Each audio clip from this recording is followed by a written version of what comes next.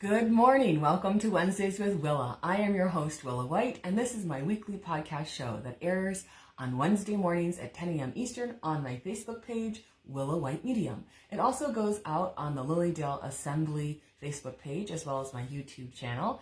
And if you would like the listen-only feature, you can tune in to blogtalkradio.com/Lilydale Radio.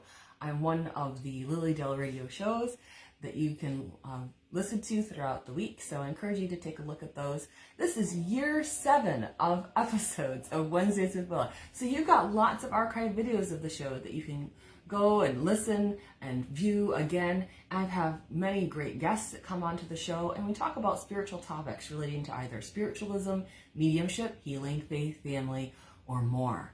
And today we're blessed to have with us Barry Gasaway. Thanks for being here today, Barry. It's going to be fun. It is going to be fun. And Barry is a 4th generation spiritualist. So he brings a lot of experience to our discussion today, as well as being a resident of Lilydale. And our topic today is spiritualism for children. We feel it's really important that this be accessible for families that want to grow the understanding of spiritualism in their own homes. And we're going to talk a bit about the spiritualist traditions and what people can do to bring them into their home in today's times. So this is going to be great, Barry. Looking forward to it, yes. Yes. Again, thanks for tuning in today. This is Wednesdays with Willa, and my special guest today is Barry Gasaway, who is a 4th generation spiritualist. So our topic today is spiritualism for children. Both Barry and I have children, and we've done our best to raise our kids with spiritual concepts and be available to them to talk about spiritual things. So we both know how important that is. And many of the viewers have their own families, grandchildren, nieces and nephews or whatnot, or they just love kids, and I'm sure they would like to know more about how they can make this accessible. But let's start with, what is Lyceum? Because that is the term that we use here in spiritualism. Well, it was a term that was coined by Andrew Jackson Davis, who founded the first Lyceum in 1863. 1863, yeah. Now, why did he do it? Because children are important. I mean, spiritualism was very young. 1848 with the Fox sisters. Yes. And 63 is 15 years later, and all of a sudden we're having a need to teach children. How did that come about? Well, Andrew Jackson Davis was known as the Poughkeepsie Seer. I've done a show in the past with Tom Kratzley, who is really well versed in Andrew Jackson Davis. So if you want to go back and look at that archive video of the show and know who Andrew Jackson Davis is, type in Tom Kratzley, Andrew Jackson Davis on my Facebook page or YouTube channel, and that should pop up for you. He is one of the people who has spent a lot of time going through the many books that Andrew Jackson Davis wrote. Yes. And it's not something that you lightly read. No. You have to study it page by page. Yes, yeah. It's very... It can be overwhelming, but Tom really loves reading Andrew Jackson Davis, and he's read them several times over. Yeah. There's so much good stuff in there. I've got all these books. Yes. And every time once in a while I'll pick one up off the shelf, and I'll go, wow, how did this guy really get this information? Well, he got it from Spirit. He did. He channeled his spirit. He unfortunately was uneducated as a child, and yet he became, very proficient in writing, and was really well known for his mediumship, and also his lecturing and things of that nature. But the reason he did the Lyceum and called it a Lyceum, it's a Greek word that Aristotle used for his grove where he used to do his teachings. Yes. And so that's why they call it a Lyceum. Basically, it's our Sunday school. Yes. You tell somebody, when you're 10 years old and you're telling another 10-year-old friend you're going to Lyceum, they look at you funny.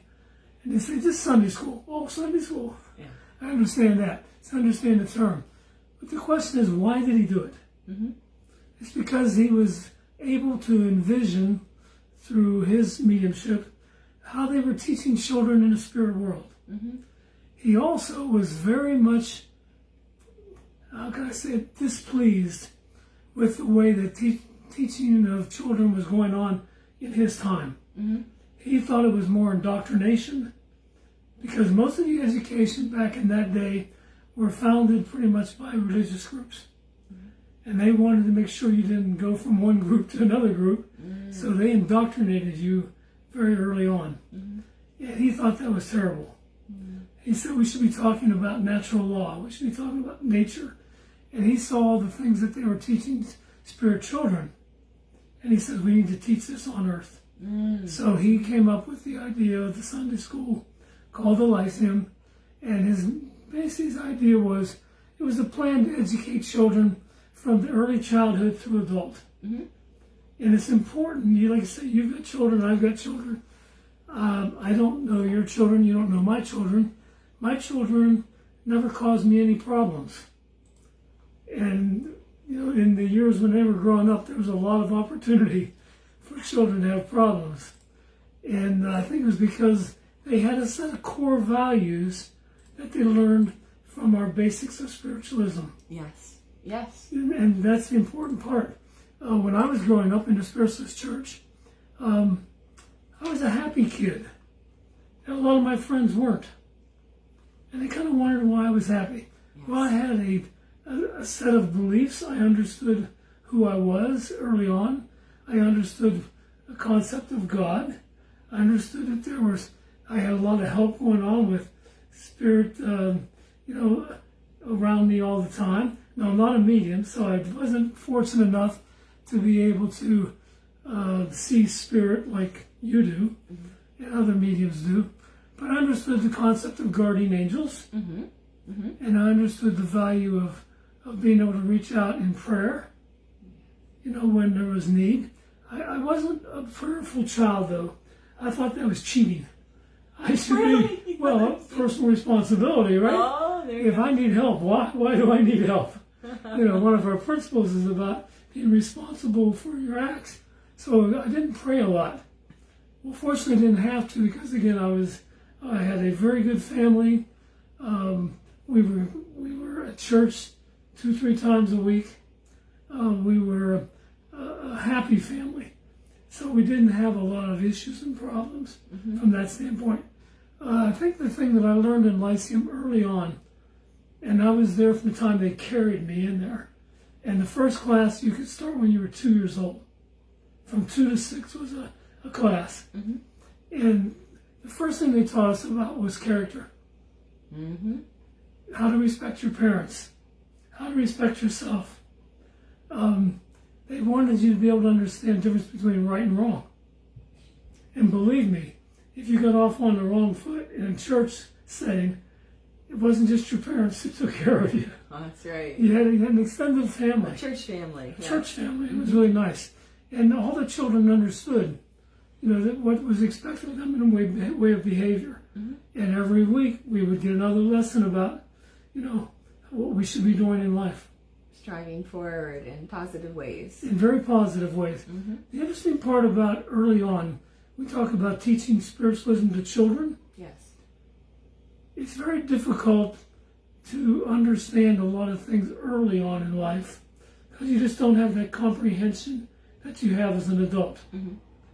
So what we did in our early classes is we would have a lesson, and then we'd go over to a large table, and we would have a coloring lesson, and there would be something we would color which related to the lesson. We understood the picture. Sure. And it reinforced the lesson. Pictures help at that age, for sure. I have books like this of my every week's coloring sessions from when I was a kid. Aw, you have a whole collection. A whole collection. I was a pretty good colorer at age 3 and 4 because you had to stay inside the lines. That's right. Spiritualism teaches you have to do things right. So you have to color within the lines. But it'd be pictures of a guardian angel. It'd be pictures of the different holidays and seasons that you'd be experiencing. We had a thing called a character house. And each part of the house represented a different part of character. And we would do a different part of the house each week. Lovely. And so it was easy to understand that before you were in school. When I went to first grade, I could read and I could write. That's because I was in a Spiritualist Lyceum. Wow. My friends, at the same age in my neighborhood, didn't have a clue. I mean, it was simple as that. The Sunday school they were in was more about Bible, Scripture, and discipline. Mm-hmm. I mean, big time discipline. Mm-hmm. If you couldn't remember a scripture, they sent you out of the room. Now, how do I know that? Because my best friend was a Lutheran, and we closed down in the summer so we could come to Lilydale and camps like this. Oh.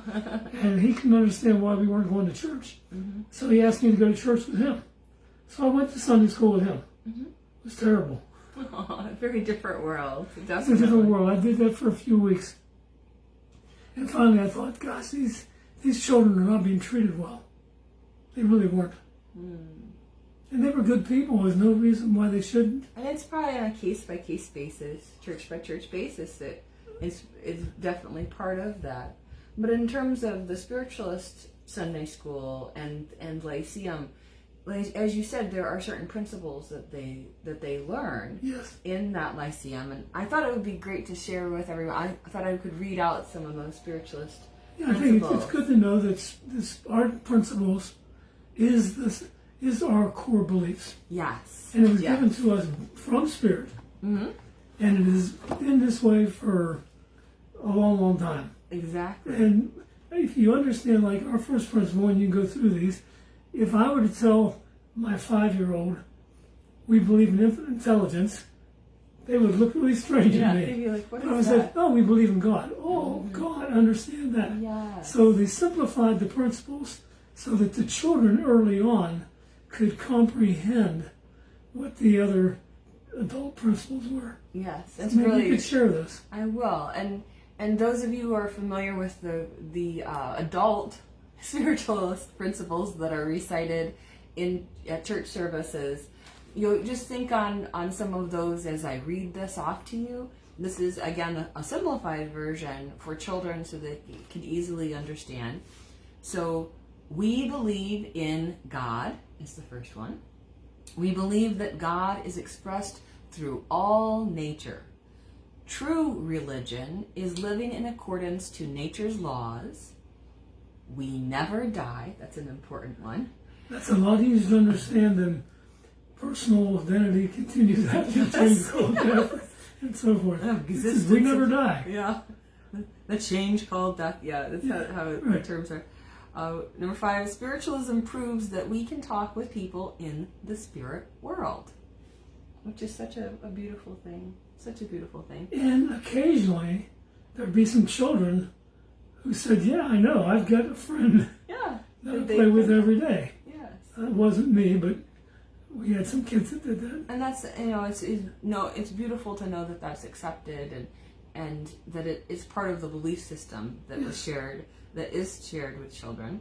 Number 6, be kind, do good, and others will do likewise. That's basically the golden rule in a little bit of a nugget right there. If you didn't follow that one in Lyceum, you were in trouble. And that's number 7. We are punished by the errors we make, and we will be happy if we obey the laws of life. So that's referring to spiritual natural laws. We have the law of attraction, law of resonance, law of personal responsibility, law of creative reality, and so many more. And those were things that were taught in Lyceum. And number 8 is every day is a new beginning. Isn't that lovely? Yes. I think it's just so beautiful. Every day gets to be a new beginning. And so that's the simplified version that is used for the children's spiritualist principles. When we would have our Lyceum, we had a service. Mm-hmm. Started with the minister had a prayer. Mm-hmm. Then we would have a lesson. We would sing a few songs. Music was very important. Anna Jackson Davis couldn't explain enough how important music and sound and singing was in the teaching of people, of spirit children. And so it was carried on into the Lyceum. And then as we would move on through the service, we would recite the principles, and the adults would say their principle, and then the children would respond with theirs. Ah, yes. And we did that every Sunday. Mm-hmm. And it was very interesting that, until you moved up, you were doing the children's version. Right. Yeah. Right. But it was interesting that we did that every week. Mm-hmm. And it was so important that was the basis of really how we really conducted our behavior. Mm-hmm. Mm-hmm. Yeah.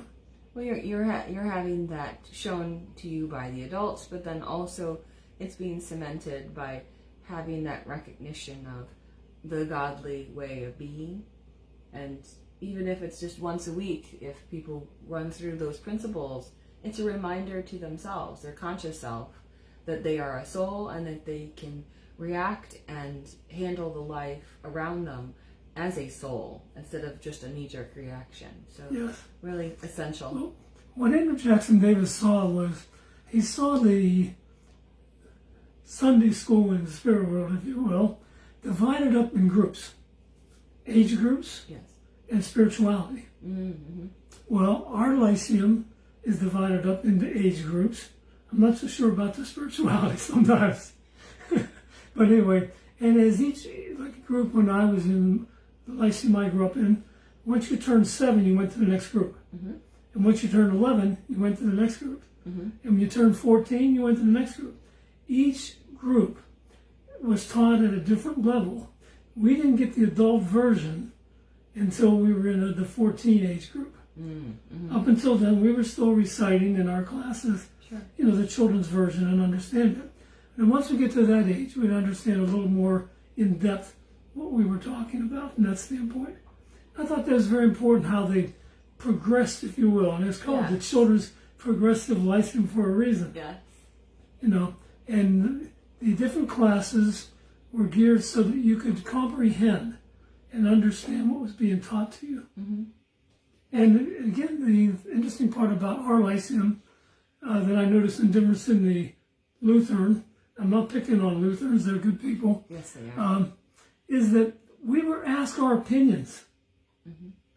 There would be something thrown out in the way of a lesson, and they would ask us what we thought about it. There was a thought and we exchange. would contribute. It was a thought exchange. Mm-hmm. By the way, in the thought exchange last year we had here, one of the questions came up is, how do I teach my children about spiritualism? I got the answer to that. Yes, you do. The answer is this little pamphlet right here. You want to show that to people? I am Vanna. And it says, Our Declaration of Principles. And this is by Thomas Grimshaw. Right. And what it really is, it's the basics of spiritualism expanded. Mm-hmm. And so if you were to give this to a teenager, for instance, they would understand this. And they would go more in depth, like infinite intelligence. Okay, let's talk a little bit more about it. Thomas Grimshaw was one of our intellectual, in fact, they said he might have been the most intellectual person since Andrew Jackson Davis.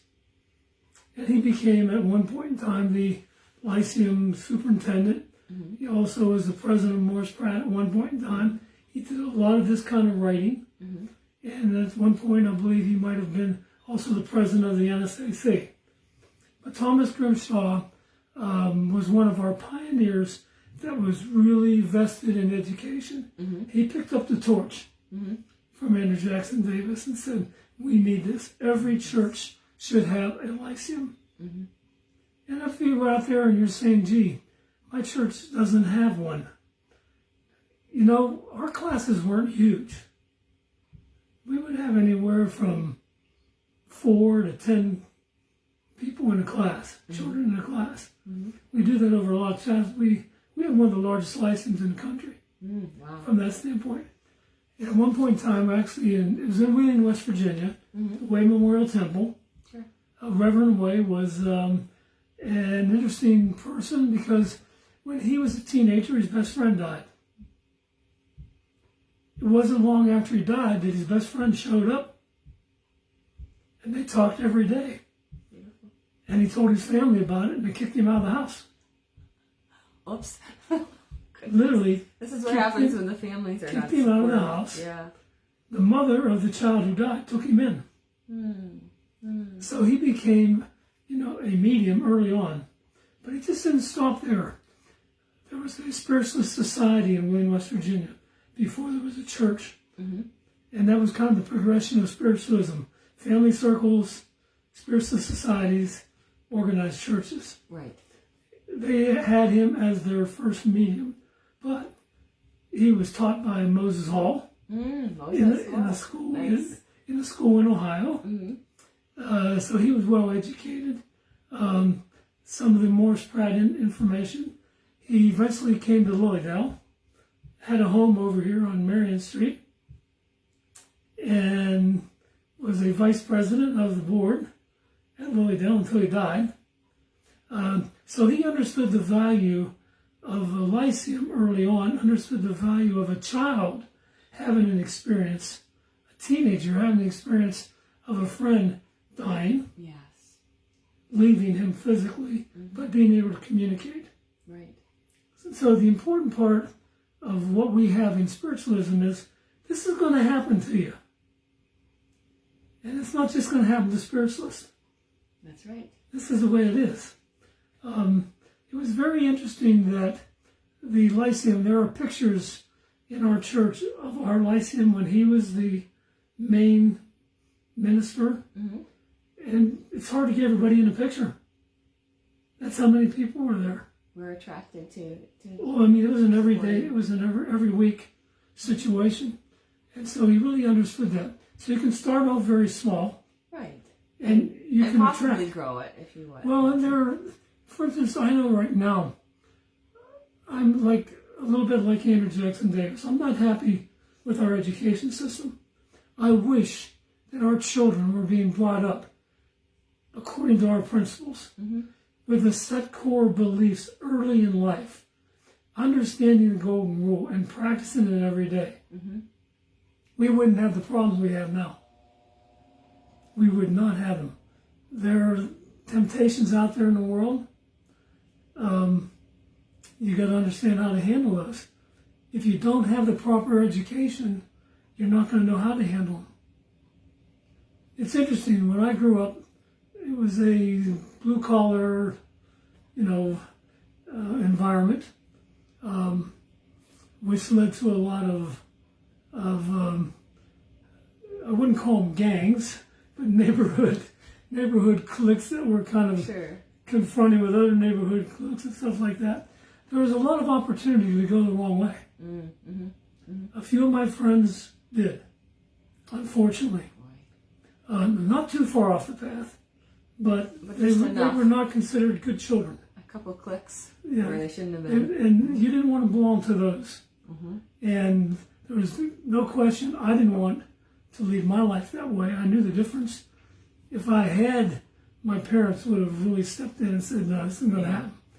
There's certain children you're not going to play with. Right. So the spiritualist religion has a lot to offer when it comes to how we raise our children.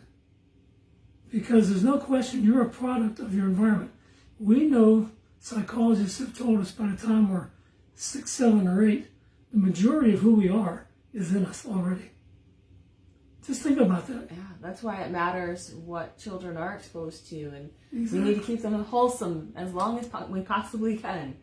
Yes. And so they need to have that supportive environment as much as possible. So whether you are a parent, a grandparent, or an aunt and uncle, or wherever you are with this, you can hopefully, gently support children talking about spiritual things.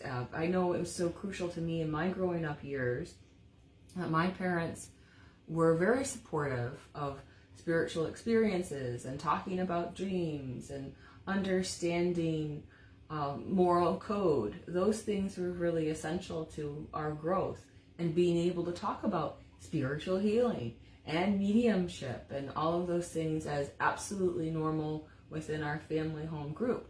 And that's accessible to all of you in your own homes as you relate with your family and the people that are important to you in those ways. And so to your point, Barry, that it is really a good idea for people to take some of these principles and use maybe the children's set.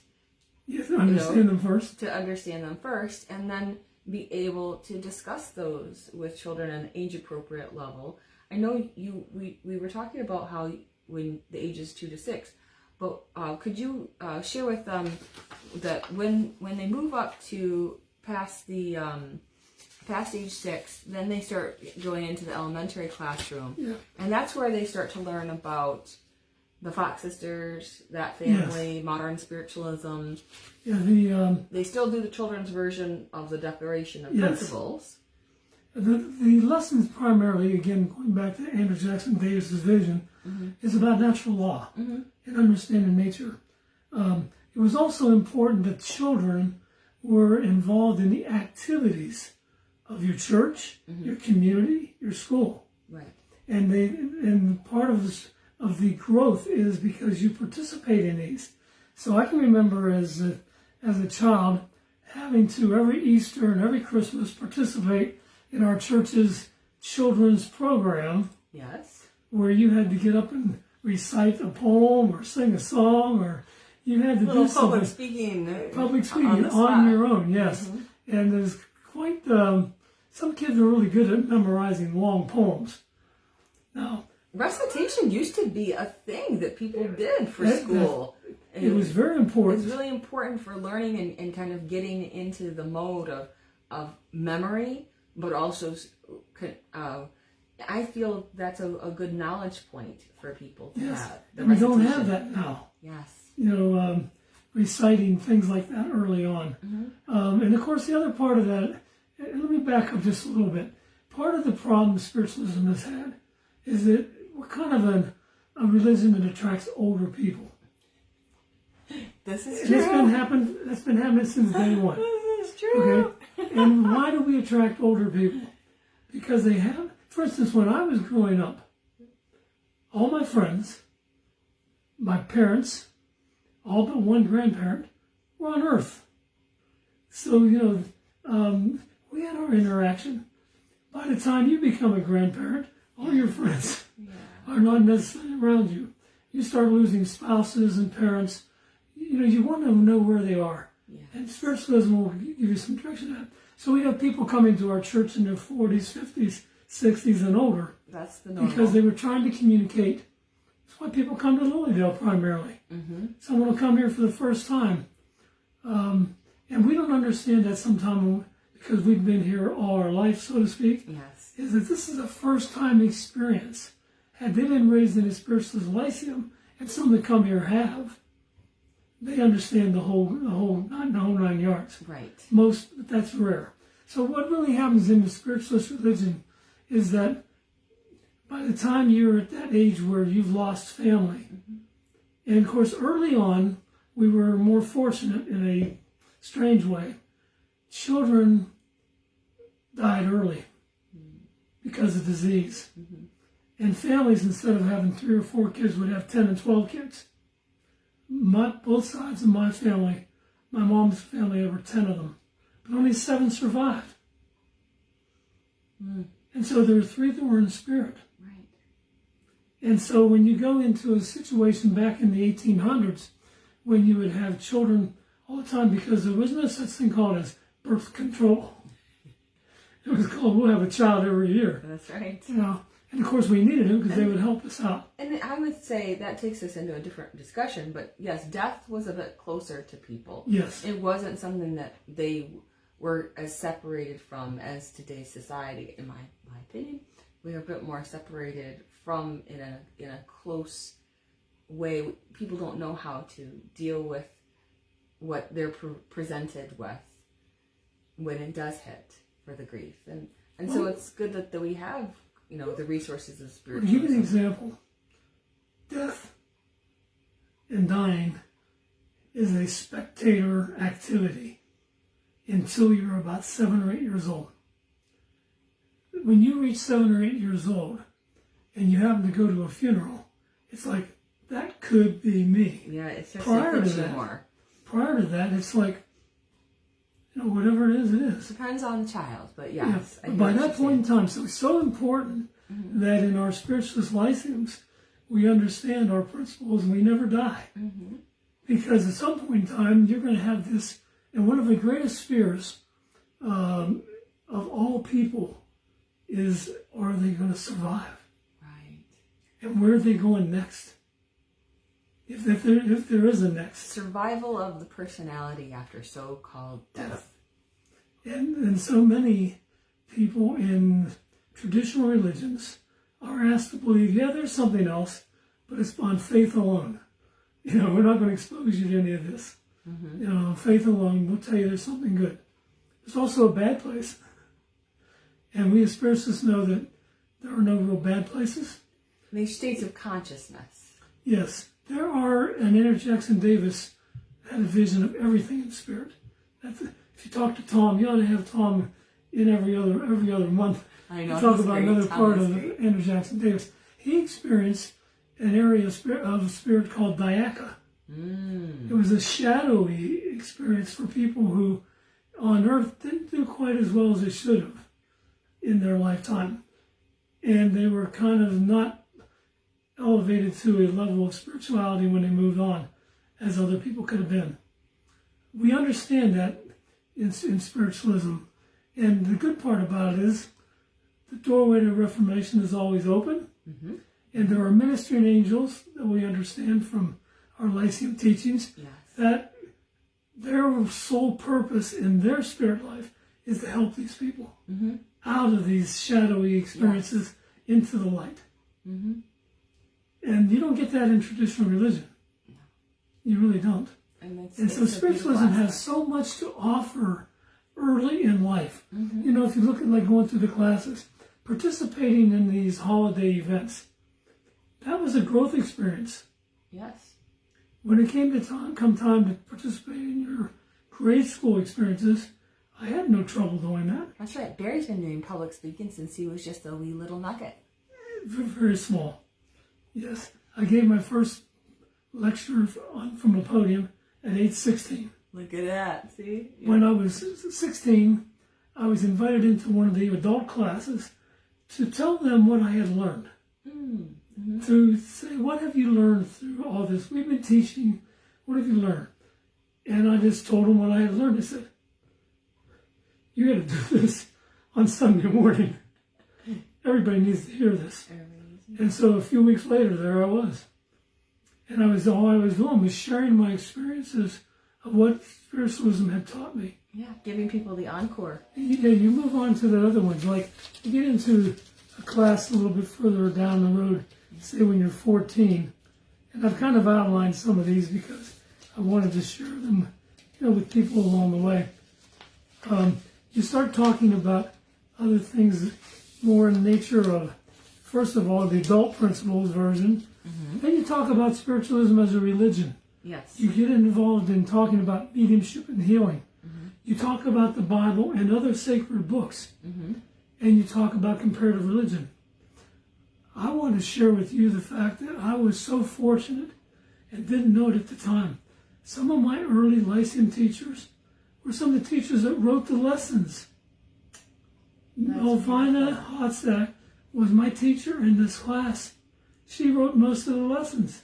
That's fantastic. She was Melvina Taylor before she was Mel. You look into books. I had teachers who wrote the lessons. Very cool. It was amazing. You go back and look at Melvina Hotzak, and she was one of the people that developed a lot of the Lyceum material, along with Verna Cooley, who did one of the versions of that. I knew Verna. I knew Melvina. Billy Hammond, who was here, an icon, and this was a minister at our church at one point in time, was a mentor of mine. I used to come here for classes. He was the dean of spiritualism, and he was a product of Morris Pratt Institute. Graduated in 1914, got off the train here, said, now what do I do? Now what do I do? So he was here off and on most of the time. But if you start understanding the spiritualism that we're talking about up till now is a religion. And what's a true religion? Live in accordance to natural law. That's right. And then if you move on into later classes, as a teenager, it's very important. You understand then and are taught the philosophy of spiritualism. Mediumship and phenomena attract people to spiritualism. The philosophy of spiritualism given to us from Spirit and in our Lyceum teachings, that's what sustains us. And as a teenager, you need this. You need to know this. Oh, yes. So the philosophy of spiritualism, we were taught teachings from Spirit about our role in earth life. Why are we here? Right.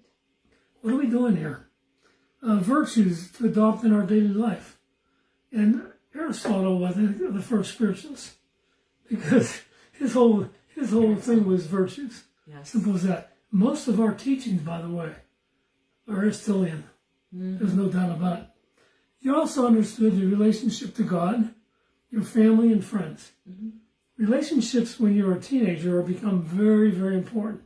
If you don't have a place to go every Sunday to talk with other people your own age and to have the value of teachers who can have the importance of what relationships are to you, you're in trouble. Mm-hmm.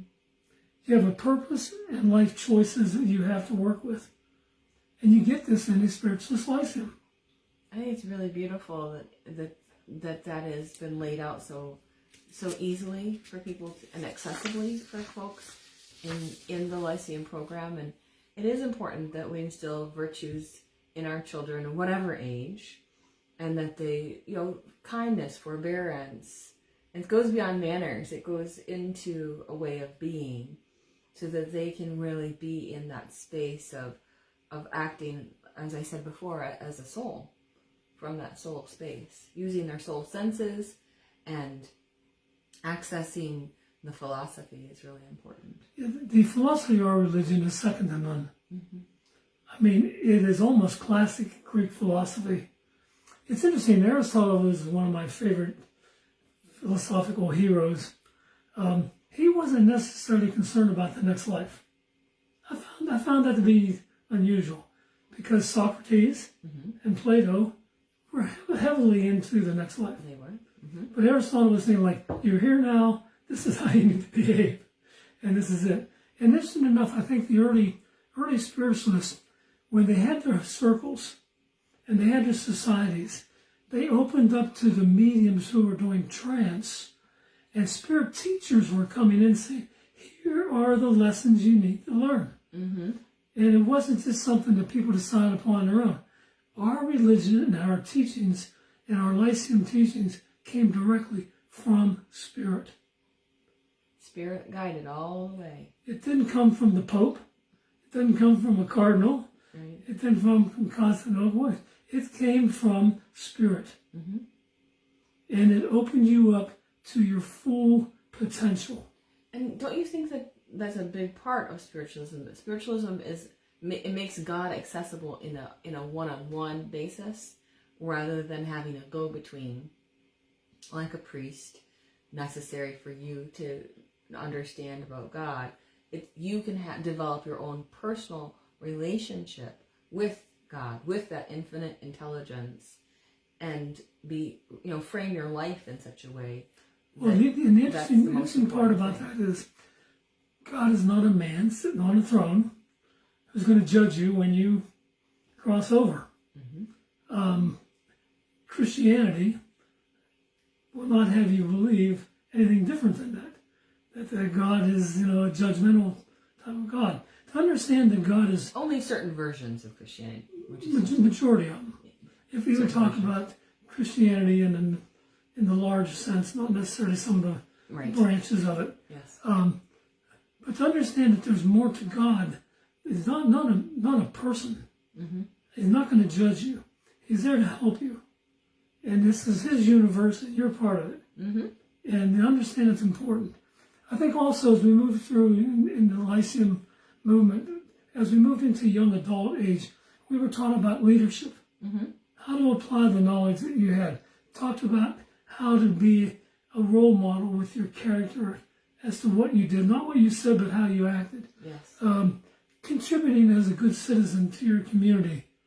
Charity, understanding good causes. Mm-hmm. We were taught this early on. It was almost the accumulation of all the things we've been taught as children. And if you have a Lyceum setting and you follow what's out there in the Lyceum manual, it'll come to that point. Mm-hmm. Mm-hmm. You will be a good citizen. Simple as that. And there's nothing better than good citizenship. It's very, very crucial, very important. And it's something that my family has always been part of it as well.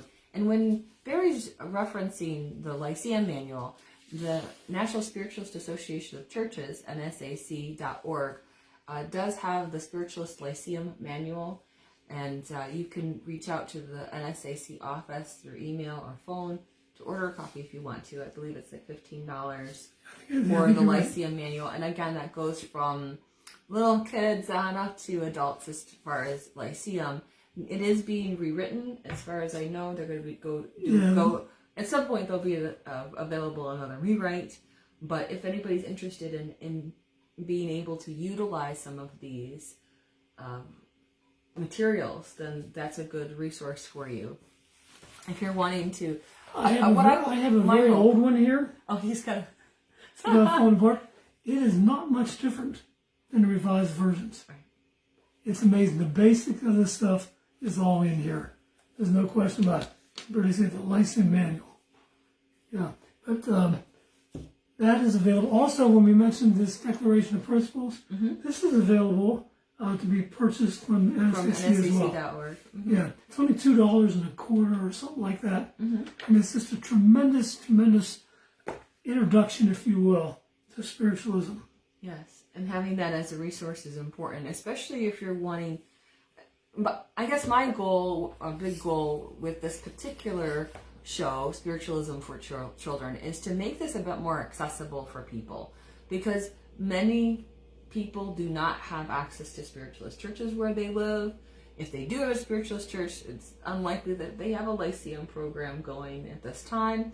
Know that this is something that you can start in your own home, or maybe have as a small group that rotates, responsibility to some extent, so that they, your children and other people's children, grandchildren, can learn some of these basics and really build on the understandings of religion and mediumship and healing and philosophy and what it means to connect as a soul to these kinds of information and people. It's very important that you could do this in your home. You don't have to worry about what to do. You get a Lyceum Manual, it's all in there. And so all you have to do is show some leadership and show that you care and you're concerned about the growth of these children, and all the other materials there. And just so everybody has a sense of it, it does have in the Lyceum Manual book, it does have history of the Lyceum movement in America and in England. It does have the Declaration of Principles. It has some lessons for primary and juvenile groups. There are some stories. They utilize something called memory gems for the primary and juvenile groups, and those are little memory gems for them to even recite, I believe. Yes. Back in the day, you used to have to memorize a few little things, and I remember coming to a Lyceum conference here at Lilydale in the Lyceum building in the 60s. And Elsie Butler Bunce, that's a name who, if you research spiritualism, she was an icon when it came to a lot of the areas, but her primary interest was Lyceum. And she's written a lot of this stuff. It's also in there. She was quite an interesting lady. And I remember sitting in a small group. She says, okay, we're going to start off with memory gems. She said it so quickly, it didn't sound like memory gems. I wondered, what the heck is she talking about? Then I heard people talking about, their little thing like I believe in God, or my guardian angels, guard and protect me. Little things that, they're basically affirmations for what they are. But they're things that are interesting that you learn early in life that are short and are important. Yes. So memory gem is kind of interesting.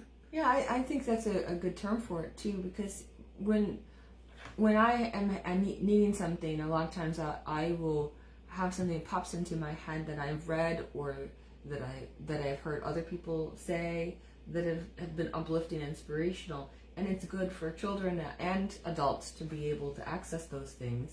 And that's, to your point again about the songs, that songs were important. Oh, very much. In Lyceum, in that Sunday school for spiritualist children, if so that they could go back. And I find myself humming and singing some of the hymns from church. Breathe on me, breath of God, like all kinds of different things that, destiny at my command, all kinds of different higher ground. It's been really wonderful. I have another Lyceum guide here. Yes. By Tuttle. There are pages full of memory gems in here. They're not all that short, because there's pages of them in here. And they go through. But this you're not going to find this.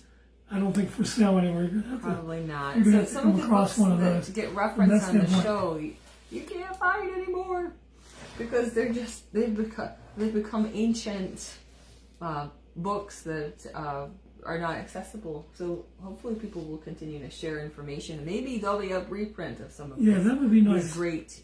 We need a philanthropist out there who says, let's reprint some of this stuff. Hey, philanthropist. If there's a philanthropist listening, call me. I know where this stuff is. And we could use it today. There's no question about it. That's right. It'd be great. I think most spiritualists should have a basic library. And a lot of them don't. I have actually talked to some mediums, and I won't tell you who. When I've mentioned a couple of names of authors, they said, who? And I was really surprised. And some people aren't readers. I love reading. I'm a bookworm. I have a lot of books. But some people aren't readers, so I'm not trying to give them a pass, but some people just aren't. The other part is that some of them have not been exposed to it. This is true. Spiritualism is less than 200 years old. 175 last year. Spiritualism is ancient, but in terms of modern spiritualism, yes. Yes. There's no question. So there's, and I do believe if I would have one criticism of our forebears, they didn't look far enough out into the future. As a group, many Elsie Butler Bunces, Melvina Hosted, people like that, Verna Kulig, people these names, Tom Grimshaw, a lot of these people, they had the bigger picture, and they were all involved in lyceums. Mm-hmm. Ones that weren't, you can tell from their background, and it's because they didn't understand that in order to have the next generation, you had to do something with the young generation. Yes, that's right. Absolutely. And we've gone to the point right now where generations above me, which are all dead now, I believe, spirit friends, all of you, if they could come back and do something over again, I think they would look at it and say, our churches are kind of empty, especially when it comes to lyceums. Mm-hmm. And our children as a whole are not getting the value of what spiritualism and spirit has brought to this earth. And we need to change that. We do. And there needs to be a revitalization. And so we'll put it out there to all of you to be good stewards of spiritualism yourself, and do what you can in your quarter of the world, in your family, in your circle, to gently share these kinds of things. Timing is everything, of course, but giving of yourself in these particular ways can really not just help your immediate community, but eventually help the world, because if people are able to have accessible connections with philosophies that help them to be inspired and to grow like spiritualism does, they could really change things for the better. You gotta remember, children are like sponges. This is true. They really want to learn. They have this innate thing of growing that they can't really put their finger on. We need to help them. Yes. And I think over the ages, I think a lot of different civilizations have tried. It's not an easy thing to do. True. But we have the inside track because we have the information from Spirit as to what they need to learn to make that next life even more important. Yes, it really does help to know what we know and believe what we believe and have that as a foundation in our lives. And this really does change things for the better. It was very interesting as I went through school. Occasionally they would say, what religion are you? And you'd have to say what you were. Sure. I was the only spiritualist. People didn't know what that was. But they were curious. They would ask me, what about that? When I was in college, I don't know how we were getting into our fraternity, but we were talking about life and philosophy and whatever. I talked a few times, where did you learn all that? And I used to hold classes in the dorm. And I thought, this is really happening. Here it is. Most of my life, as a young spiritualist, you were kind of ostracized a little bit by, by other children. Because people would say, yeah, he goes to the church where they talk to the dead. Which is an oversimplification of spiritualism. Exactly. And if they don't understand what that's all about. That's right. I actually was dating a girl in high school whose aunt went to our church on Wednesday nights for message services, and I never knew it. Finally, she says, my aunt goes there all the time. So it's amazing. So there's so many people that should be involved more in helping the next generation. Mm-hmm. And we as an organized group need to focus more and more now on bringing that back into a focus where we know that if we don't, eventually this will go away. So we ultimately need your help, everyone. Yes. We need your help. You need to be part of this as well, so that we can have a revitalization of Sunday school for kids. But I will say this: if you're wanting to run your own home group of this, it doesn't have to happen on Sundays. If there's a different day of the week that works better for your small group of kid friends, then that's where you need to have as the basis for you. So just know that you don't have to do it on Sunday. It can be a different day. It can be Monday school. It can be Monday school. There we go.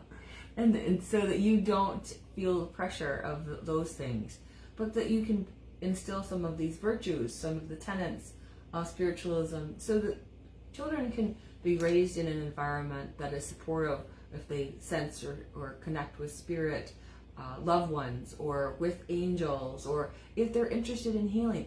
There are children that have amazing healing. Just as a caveat, I've mentioned this before in prior episodes about being a young medium, and if your child or your grandchild does have abilities, I would encourage you not to necessarily share it with the world. That is something that needs to remain private in your own group, in your own home group. We never want to put our kids on stage per se, so it's really important that they make that decision when they're older. When they, we're not trying to make little mediums per se. That's not the focus of the Lyceum program. It's just a supportive environment about mediumship and healing. So I just want to make sure I got that clarity for everyone out there, that you still want to keep things private. If you're sensitive, or your children or grandchildren are sensitive, they usually like to keep things private and not have it be shared or bandied about. So I always try to do that as a disclaimer, so that people, when they're working with children, are sensitive to that. So rather than crowing and saying, "Oh, my son did this," or "My daughter did that," just remember, we want to be respectful. I think one of the things you could do in your home is a home circle. Yes. Not necessarily for phenomena, mm-hmm. for the ability to gather your family around, mm-hmm. focus in, meditate, and just see what comes out of it. That's right. Just see what comes out of it. It's a time to enjoy spirituality that all of you have. Yes. It's in everybody. Mm-hmm. It needs to be an environment for it to come out. A prayerful exchange. Exactly. That happens. Exactly. And the understanding that you're not alone. Mm-hmm. Mm-hmm. I think that probably one of the biggest problems that teenagers have is once they get to that particular age, there's a rebellious part of them that comes into the fact that says, I'm learning things now that my parents told me that aren't true. They were trying to control my behavior. Now I understand why they were doing it, but it's not true. And so they need to be able to, have an understanding that parents do their best. Yes. They do the best they can. And now that they're having to, quote, make their own decisions, because up until teenagers, decisions are made pretty much for you. Right. Not always and then the there's best. a switch. Now they build now it's yours. autonomy. Yes. Mm-hmm. And now it's on you. Mm-hmm. And you need to start making decisions. In fact, what I taught my children early on was make a decision of what you want to do every day. If we wanted to go somewhere for dinner, it wasn't like where. It's like, you tell us where. Where do you want to go? It's your decision. and just get them into the habit of making decisions, small ones. Small things. Small things. Yeah. Because once you learn how to make decisions, it's easier to make tough decisions. And making decisions is not something you're born with, the ability to make decisions. It's something that you have to learn. And it develops through practice and critical thinking. And our Sunday school will make you actually learn how to make those decisions early on. And the personal responsibility is the first key to that. That is true. I agree with that. Yeah. Very much so. It's very interesting. It's a shame that in our day and age right now, with all our communication skills that we have, that we're so disjointed, so divided. Because we shouldn't be. We're all here for a reason. Most of us don't know what that reason is. Some of us do. Not many. Some do.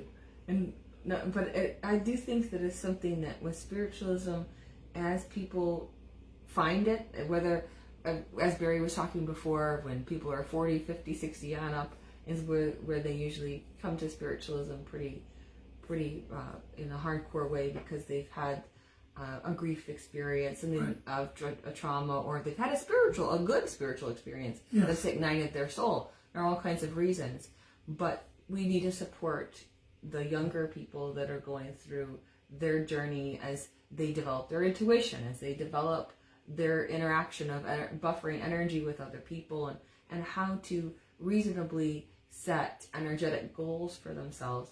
Those are things that are also kind of addressed to some extent in Lyceum, so that people can be more reasonable about their own energy interactions with others. I think one of the most important things I learned from Lyceum, children are valuable. The children in our Lyceum, the whole thing was geared toward bringing them out. Yes. To let them express who they are. That's why we had the programs. That's why we had the activities. Yes. They were all based around the children. The adults participated, but it was all about the children. And helping to facilitate that learning and growth. The early class, when we came back in after classes, would march into the main room to a song, and people would stand. Imagine being a 5 or 6 year old and having people value you that much, and as opposed to pushing you off. Mutual respect, right? It was respect, yeah. And the more the older you get, and the more you participated in the Lyceum, the more valuable you became, and you had value.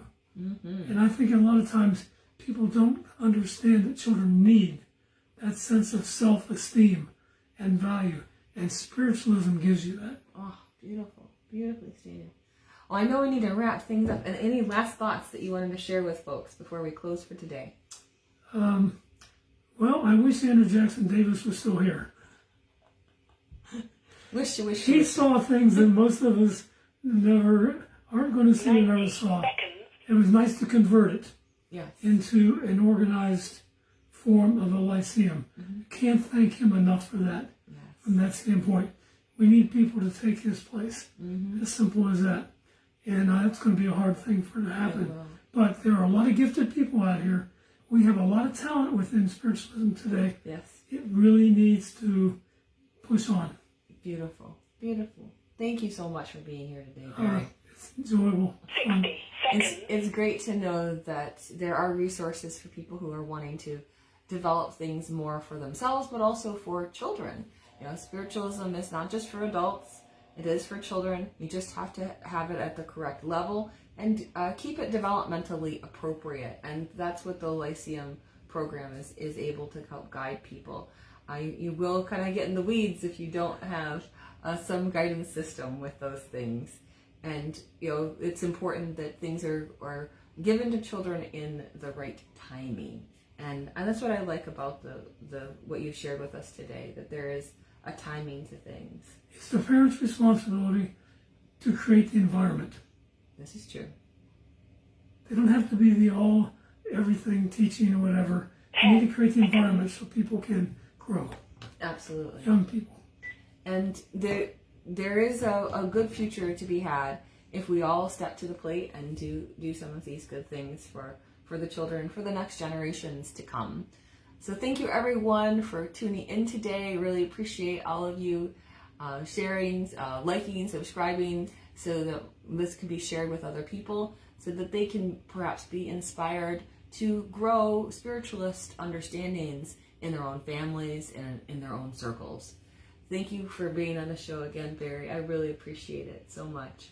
Thanks for having me on the show. I enjoyed sharing what I grew up with. Yes, it was really great to have your viewpoint today. Thank you so much. Mm-hmm.